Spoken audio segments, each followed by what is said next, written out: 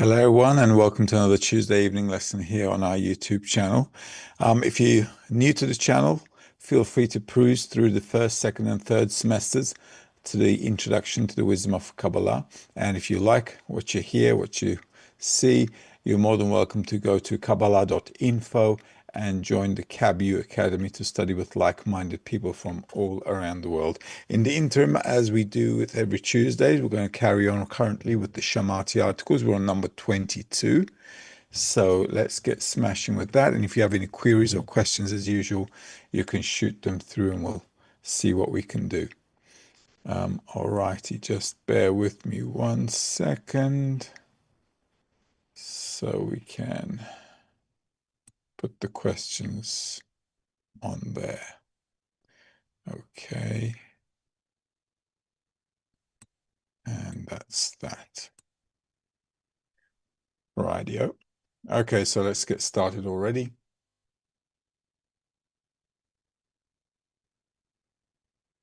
With Shamati number 22, Torah Lishma. As you know, Lishma means for her sake, for the Creator's sake, or for the sake of the Torah, actually.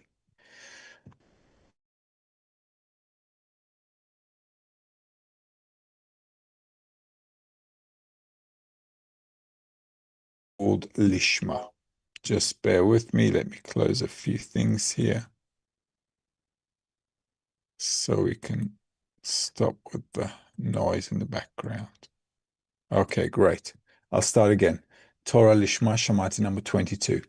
Torah is called Lishma for her sake, primarily when one learns in order to know with utter certainty, within reason, without any doubts of the clarity of the truth, that there is a judge and there is judgment.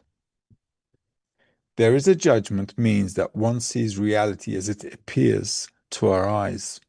This means that when we work in faith and bestowal, we see that we're growing and climbing daily, since we always see a change for the better. And it is likewise to the contrary. When we work in a form of reception and knowledge, we see that we are declining every day down to the ultimate lowliness in reality. When examining these two states, we see that there is judgment and there's a judge.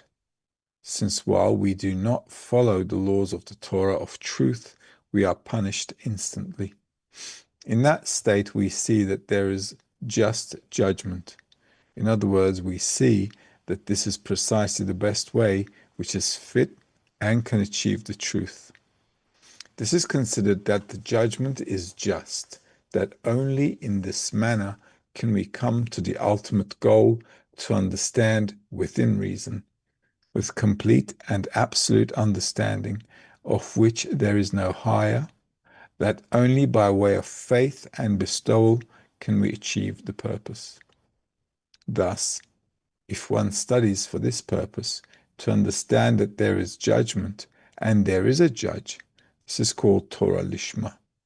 This is also the meaning of what our sages said, great is the learning that leads to action. It seems that it should have said, that brings to actions, meaning to be able to do many actions in the plural form and not in singular form. However, the thing is that, as mentioned above, the learning should bring one only faith, and faith is called one commandment, which sentences the whole world to merit. Faith is called doing because normally when one does something, there must first be a reason that makes him do within reason. It is like the correlation between the mind and the action.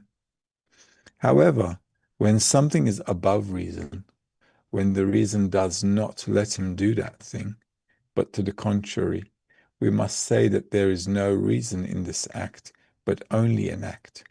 This is the meaning of, if one performs one mitzvah, happy is he, for he has sentenced himself, etc., to the side of merit.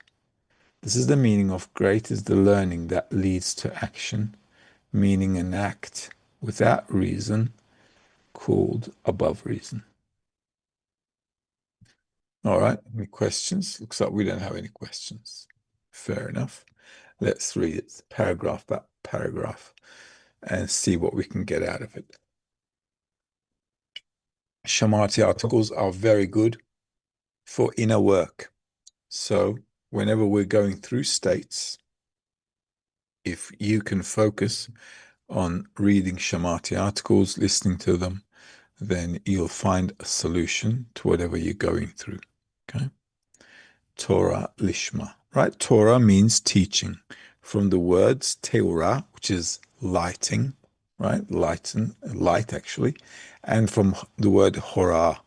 Horah means a user manual. So if we use the manual correctly, we should get enlightened. And Lishma means for her sake. So for the sake of bestowal.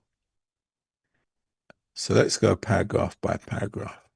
Torah is called for her sake, primarily when one learns in order to know with utter certainty, within reason, without any doubt of the clarity of the truth, that there is a judge and there is judgment. Okay, so what we need to come to is a state where we understand how the laws of nature works, called cause and consequence. Okay, so a person needs to understand fully, within reason, like he's absolutely sure about how life works, how the Creator works, that there is a judge and there's a judgment, that there is a cause and there's a consequence. There's a judgment means that one sees reality as it appears to our eyes. This means that when we work in faith and bestowal, we see that we are growing and climbing daily, since we always see a change for the better. So every time we study with the intention to bring contentment to the Creator, even if we're not in that intention really, but even if we study and want to be in that intention, because the whole study should be intended towards achieving Lishma, which is bestowal. This means that when we work in faith and bestowal, we see that we're growing and climbing daily, since we always see a change for the better. A change for the better is increasing faith and bestowal. That's the only change for the better we're talking about. And it is likewise to the contrary. When we work in a form of reception and knowledge, we see that we're declining every day down to the ultimate lowliness in reality, which means we are going deeper and deeper into receiving for our personal benefit, receiving for ourselves. So, in any case, a person should always try at least to intend to bring contentment to the Creator and hope to bring in contentment to the Creator, even if he's not in spirituality, even if he doesn't know what the proper act of bestowal is. One should wish and hope that his actions are bringing contentment to the Creator. When examining these two states, so there are only two states, right? Bestowal and reception. We see that there is judgment and there is a judge, since while we do not follow the laws of the Torah of truth, we are punished instantly. In that state, we see that there is just judgment. In other words, we see that this is precisely the best way which is fit and can achieve the truth. So a person, by getting punished instantly, if he doesn't follow the laws of the Torah, which is bestowal, then he gets judgment. In other words, we see that this is precisely the best way which is fit and can achieve the truth. Okay, this is a bit of a question mark, right? Why? Because sometimes we do things and we don't feel like we're instantly punished. In fact, days go by, maybe weeks go by, and then something bad happens to a person, and what's the first reaction? You say, why me? What did I do? Right? Because we apparently forgot something that we did before. So time, space, motion, time, and how it works on us, what is given to a person and when a person receives what's given to him can be two different times. Okay?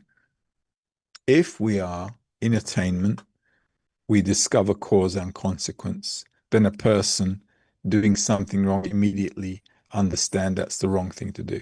But if a person is not in spirituality, how is one to know? We're constantly in our desire to receive pleasure for ourselves, constantly dealing with ourselves.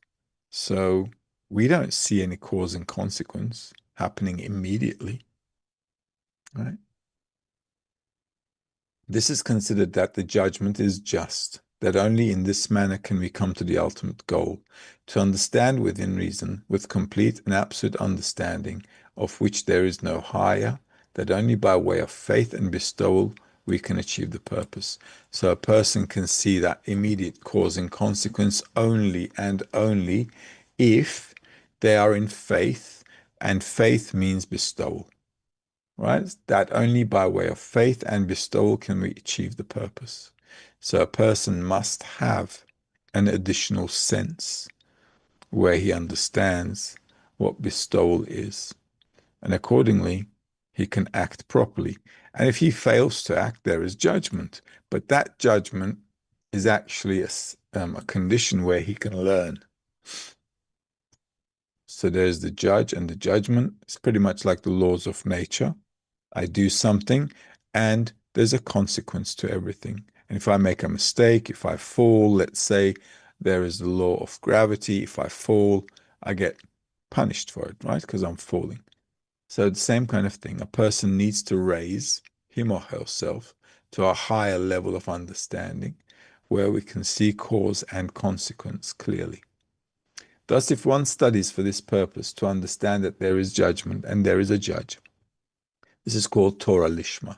So like I said before, even though a person may not be in bestowal, may not have an intention of Lishma, may not have the intention to bestow to the Creator, one must at least, as best they can, direct themselves to bestowal. This is also the meaning of what our sages said, great is the learning that leads to action.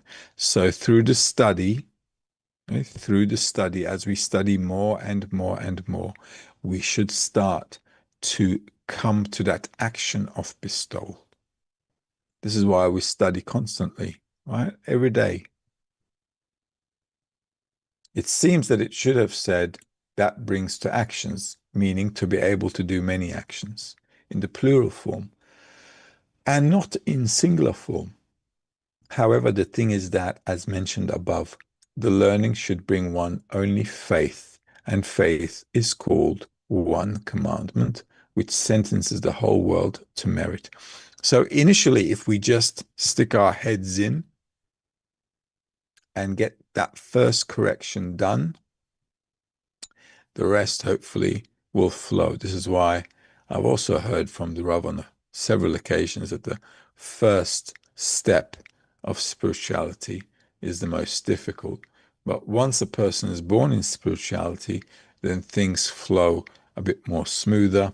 And because now we are now in a new sense, we can kind of slowly get an idea of our spiritual surrounding.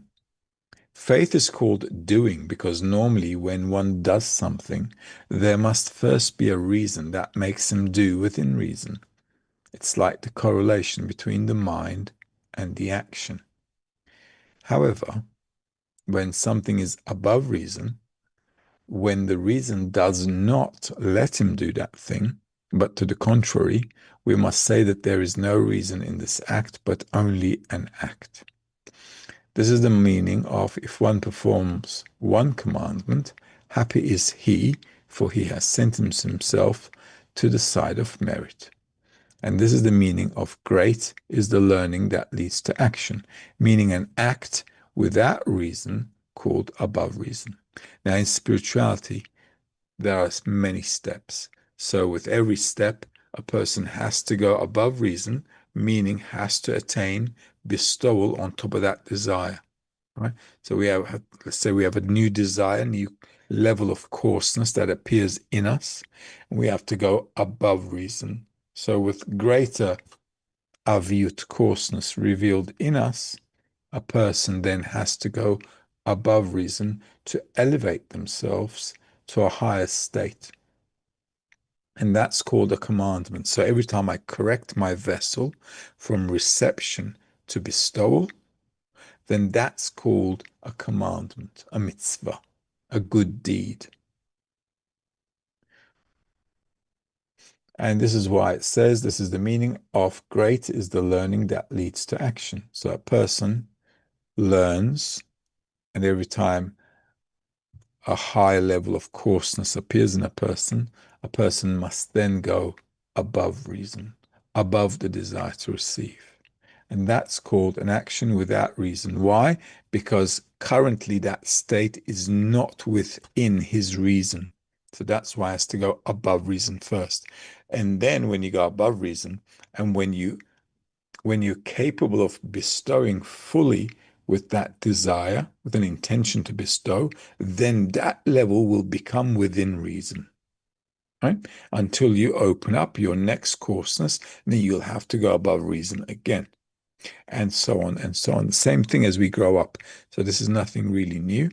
We grow up the same way. Rightio then, Aisheg is asking, so to go above reason, can we say the easiest way is to focus on action, but not the reason? You should focus on the intention, first of all, as to why you want to do something. Okay, that's the first thing. Then you check if you want to do it or not. If you don't want to do it, then you listen to your guide or your Rav when the Rav says do it. And then you go above reason. And despite the fact that you don't want to do it, you do it. Then that becomes an action at that level above reason. Right? Does that make sense? Okay. Dennis is asking, in this case, isn't there a punishment immediately before Lishma? If one is in spirituality, in Lishma, reward and punishment is on the spot. Okay? But if one is not there yet, then we don't know when we're going to get the reward or the punishment. Okay?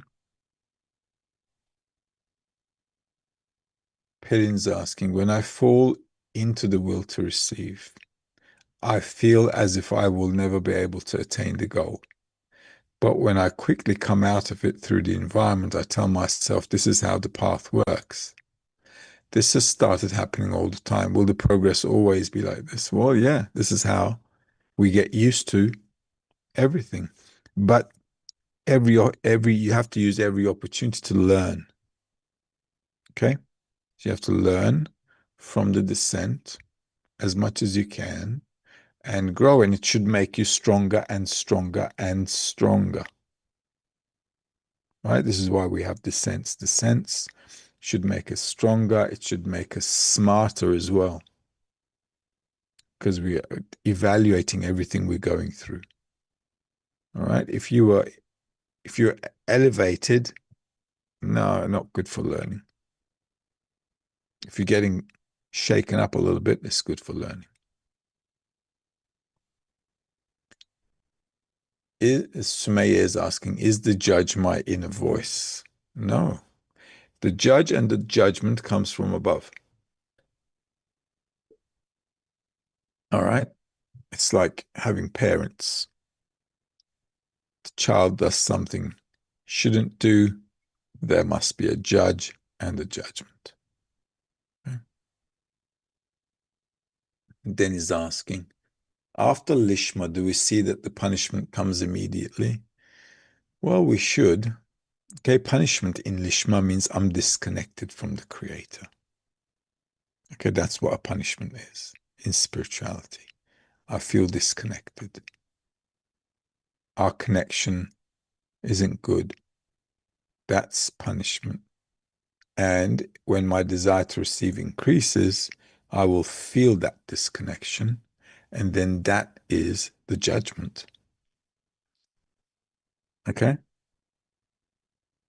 I have to understand that this has to happen in spirituality. It has to. A person has to have a descent. Descent shows him where he is disconnected from the Creator.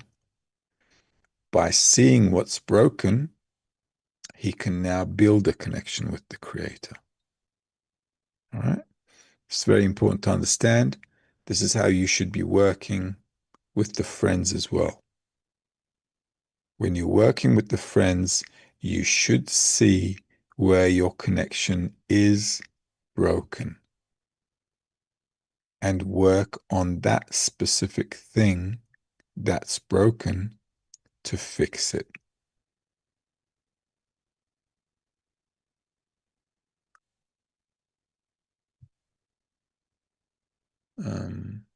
Is this happening to make the way clearer so that we can recognize our mistake right away and correct our work? Yeah, every time. Same with the friends too. Okay. Dennis is asking, what exactly do we mean when we say action? Action in spirituality is the intention. This is why I also said to Aishagul that first focus on the intention. Okay. And then how to do the action in the best possible way with that intention. All right. If we don't have a corrected intention yet, all right, that's also fine. We're like kids trying to do the right thing. Okay. So in the group, we do our best to aim for the right action, aim for the right intention.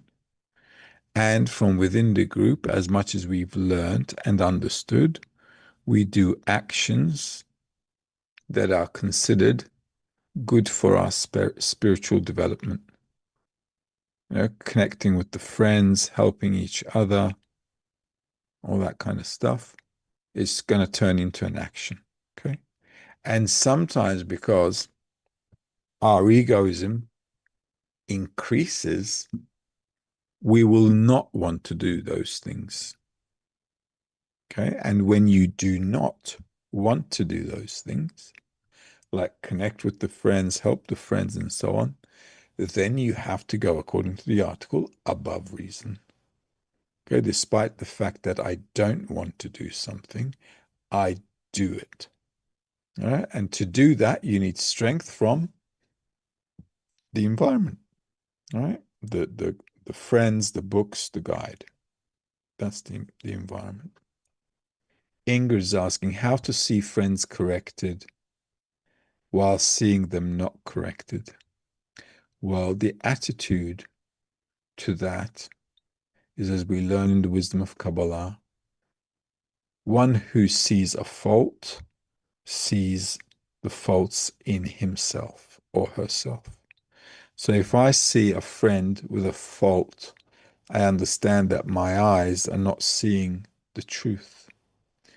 And as Rabash explains to us, if I see a fault in a friend, I see a fault in me.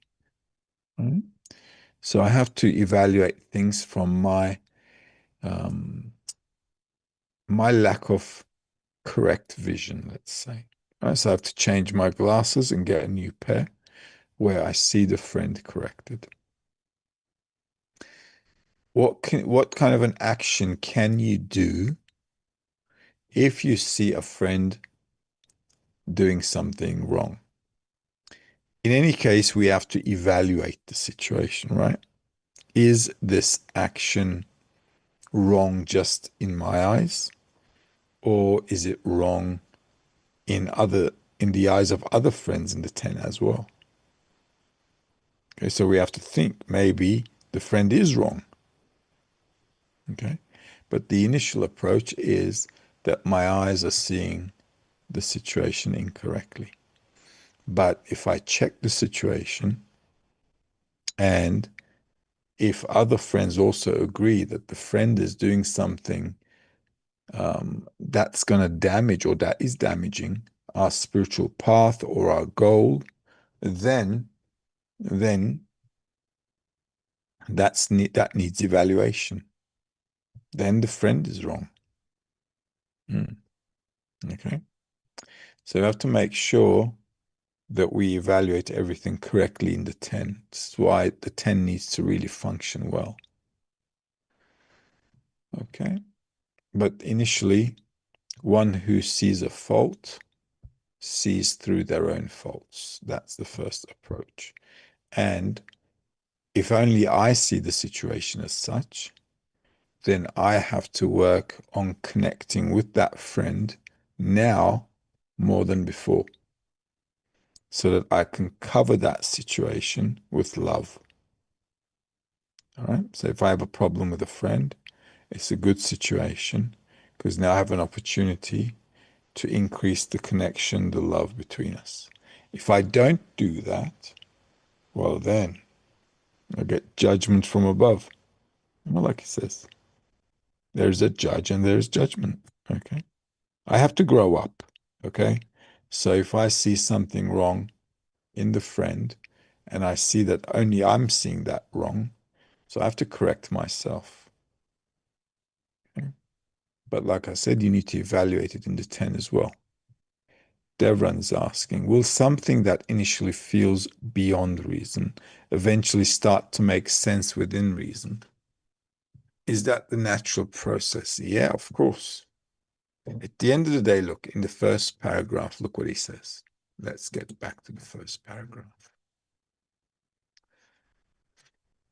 Torah is called for her sake primarily when one learns in order to know with utter certainty within reason. Right? That's like the end of the road. Okay. So at the end of the road, everything for me must be within reason, full attainment. Until then, well, until then, it's a bit of a drama, isn't it? Okay. Brenda is asking,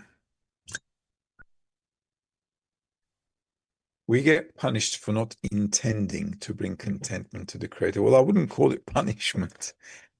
They call it punishment because it feels like a punishment from the side of the individual, but we can't really say it's punishment. In spirituality, punishment is disconnection, okay? Because that's when I fall into self-love, self-reception, and when I'm in that state, I can't really get any joy or happiness from life. Okay? And this is why life is, as you can see, full of people who are unhappy, depressed, all kinds of drug abuse, violence. Why? Because we're like, it's like a punishment, right? It's like being born in this world is like a punishment. If you think about it, you can't get pleasure from anything because the desire and the pleasure, they cancel each other out. You're running around all your life chasing things, despite the fact that you know the desire and the pleasure cancel each other out. Okay. It's just a waste. Okay. The way we're living. So that's already like, it feels like a punishment. But from the creator's perspective, if we think about it from an adult's perspective, right, towards the children, then they're growing up, they're learning. Okay. They're going through exercises. So that punishment, that feeling of punishment is from the side of the vessel, the individual. Mhm. Otherwise, from the creator, everything that comes to us is to raise us. This is why we have to start looking at things from a different perspective, that whatever I get in life from the creator, I need to evaluate it correctly above the desire to receive, above reason, like we've learned in the article, right? Say, well, even though I may feel bad about the situation that I'm in right now, okay, I have to make an effort to add more connection and add more love. What benefit is that to me if I'm kind of like suffering in corporeality? It brings you benefit because despite your bad sensation, you are you are acting above your bad feeling, all right? Still in an inclination, let's say, to bestow to the creator with what you're doing. That helps an individual to come closer to bestowal because you're beginning to behave above the feeling rather than from within the feeling. Okay? And that's why you're going above your reason. Because what is the reason? The reason is the feeling that I'm in. And reason dictates right now, I don't want to do this. Okay? That's reason. So I want to go above the reason, above the desire to receive. Sarp is asking, how can a person distinguish whether they're working in a learning state that leads to action? If through what you're learning, you need to measure yourself, are you adding to your spiritual work? Are you adding anything? Right? Are you improving anywhere? Are you doing anything to improve compared to yesterday? Where were you yesterday? Where are you today? Right? In comparison, are you +1 or didn't do anything at all? Semi is asking, in the state I'm in, can we bestow? What kind of inclination must we have in order to bestow? Bestowal can only happen if I have a connection with the Creator, which I've built through the love of friends. And then I can receive something from the Creator in order to bestow. I can only bestow if I receive something from the Creator, because there's nothing for us to bestow to the Creator. Okay? We have to understand this clearly because we don't have anything to give to the Creator. What can I give to the Creator? Nothing except my attitude. What is my attitude? What is the way I relate to the Creator, or what is the way I'm expected to relate? Is to receive everything that the Creator wants to give. Everything. Okay? But in order to bestow. And in order to bestow, I have to get out of myself, which means out of my self-interest. And until then, we're working on it. Okay? In the interim, though, we can work between the friends by wanting to bestow, by wanting to help them out. Okay, so all the help between us is good. We're kind of like trying to bestow to each other by doing good things to each other to advance on the path. Smeye is asking, even if I have the strength to help, would I face any consequences if a friend tells me they need support and I fail to assist? I don't think we should be looking at things from the perspective of we're going to get a punishment. Okay? Put that idea aside.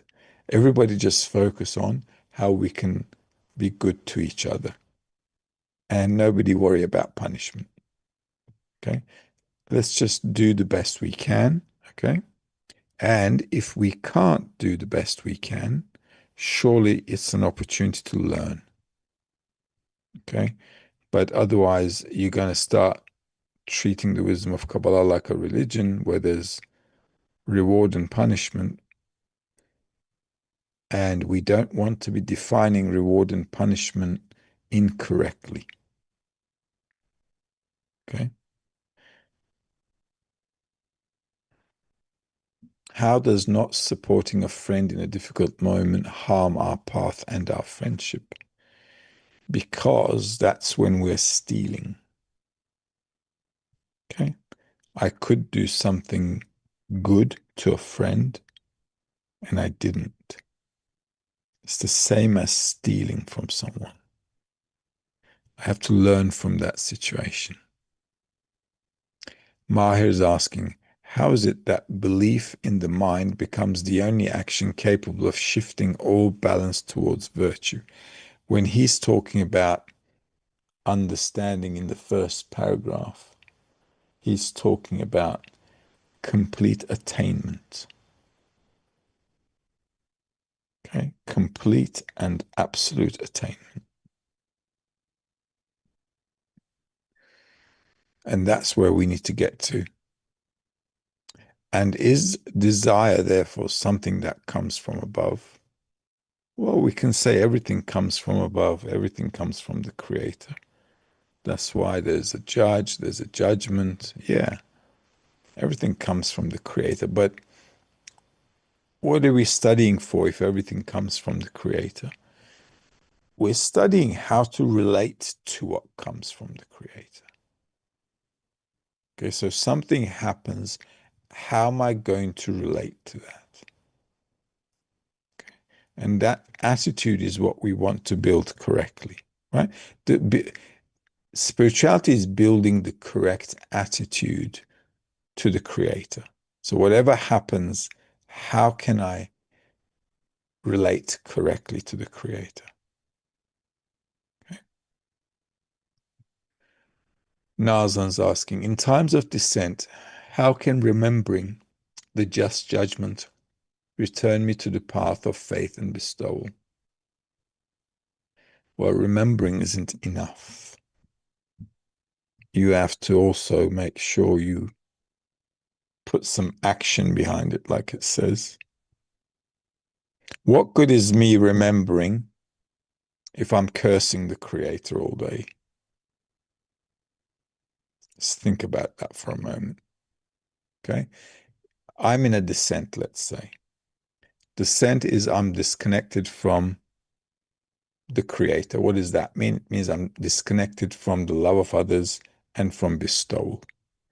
And I'm cursing all day to the Creator for my lousy life or whatever I've got right now. Okay.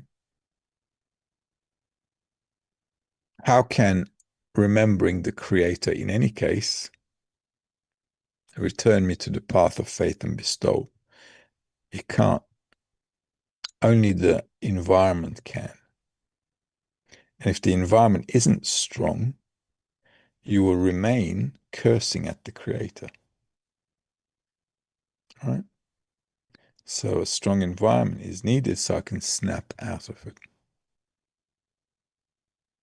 Okay? There's only one way to get out of a dissent, and that's the environment. Because you'll get one slap, another slap, third slap, and then if you're not using the environment properly, you're just going to fall off. You're going to fall off track. Okay, the Creator doesn't have, well, the Creator is giving us conditions and situations where we need to grow. Okay. And if I'm not using them and utilizing them in order to grow, they're just going to accumulate. Okay, it's like with children, right? I can't I can't tell the child to do five, six, seven things at the same time. I can't say, listen, you got to stop doing this, stop doing that, stop doing this, because it's too much. You understand? So I come to a situation, I've got to be focused on it and fix it quickly with the environment. If I don't, now I've got two things the following day to work on. And if I don't fix that, I've got 3 days the following day to work on. So I'm neglecting the work. I'm neglecting using the environment to overcome or to actually build the right relationship to the situation, or the correct way of relating to a state, I mean. And if I miss those, it's going to accumulate. When it accumulates, then I'm going to say, oh, forget it. Huh? There's a reason why we study every day. If we study well every day, we should get a descent every day. Huh? We should get a good descent every day. Then we should use that descent in order to fix whatever is broken, okay, or overcome what's broken. So, for example, I might not like a friend. Okay, so today I might feel irritated, let's say. Who's always irritating me? Devran's always irritating me. Okay, so let's say he's irritated me today as well. So now I have to build some more love towards Devran, right? So it's work I have to do. Okay, so a bit more love, a bit more connection, and so on. And if we don't get these little things, we can't grow up. So we must, whenever we fall, make sure that we built a strong environment around us. This is why the 10 is so important. This is why the group is important. So all year we studied on what? The 10 and the group. If I make it strong, I'll survive. If I don't, you know, it's like that song, Baby Bye Bye, Baby Baby Bye Bye. There was a song like that. Yeah. And that's how it is. Okay. Semi, he's asking, can we increase the work by reading and listening or by strengthening the connection with the friends? Yeah, you should do all. Listening, reading, having some personal reading time is good. Every day, sit down a little bit, read. If you got the time, do it. I always listen to things when I'm walking. I take a walk every day, most days. I listen to something. It's just me and the lesson. Also with the friends, increasing connection will count. It's good. Doing something with the friends is good. Devran's asking.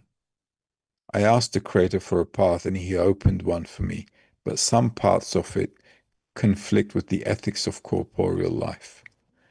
In such a dilemma, what should I do and how should I evaluate it? It's a very delicate dilemma. In corporeality, we have to go with the public. Okay? However the people on the street live, we live. That's corporeality. In the group, we live in spirituality. All right? So learn to divide those things. In corporeality, we go with the masses, with the public.